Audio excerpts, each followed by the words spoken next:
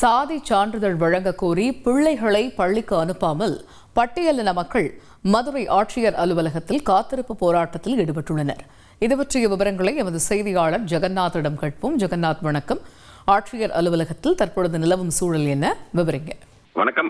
மதுரை மாவட்டம் சத்தியமூர்த்தி நகர் பகுதியில் 750க்கும் மேற்பட்ட இந்து காட்டுநாயக்கன் சமுதாயத்தைச் சேர்ந்த குடும்பத்தினர் வசித்து வரும் நிலையில் தங்களின் பிள்ளைகளுக்கு எஸ்டி இந்து காட்டுநாயக்கன் சான்றிதழ் வழங்க கோரி 500க்கும் மேற்பட்ட பள்ளி கல்லூரி மாணவர்கள் கடந்த ஆண்டு நவம்பர் மாதம் 15 நாட்களுக்கு மேலாக பள்ளி கல்லூரிக்கு செல்லாமல் புறக்கணித்து போராட்டத்தில் ஈடுபட்டனர். இந்த நிலையில் அமைச்சர் மூர்த்தி அவர்கள் தலைமையில் பேச்சுவார்த்தை நடத்தப்பட்டு ஜாதி சான்றிதழ் தொடர்பாக குழுக்கள் அமைக்கப்படும் என கூறப்பட்ட நிலையில் இதுவரை ஜாதி சான்றிதழ் வழங்க நடவடிக்கை எடுக்கப்படவில்லை என கூறி மீண்டும் மதுரை சத்தியமூர்த்தி நகர் பகுதியைச் சேர்ந்த இந்து காட்டுநாயக்கன் சமுதாயத்தைச் சேர்ந்த குடும்பத்தினர் தங்களது பிள்ளைகளை பள்ளிக்கு அனுப்பாமல் மதுரை மாவட்ட ஆட்சியர் அலுவலகம் முன்பு தற்போது மீண்டும் இந்த காத்திருப்பு போராட்டத்தை ஸ்ட்ராபெரி சுவையில மட்டும் இல்லைங்க, வருமானத்திலே அதான் பெஸ்ட். ஏக்கருக்கு 10 லட்சம் ரூபாய் வரைக்கும் எப்படி சம்பாதிக்கலாம்னு ஃப்ரீடம் ஆப்பை டவுன்லோட் பண்ணி கத்துக்கோங்க.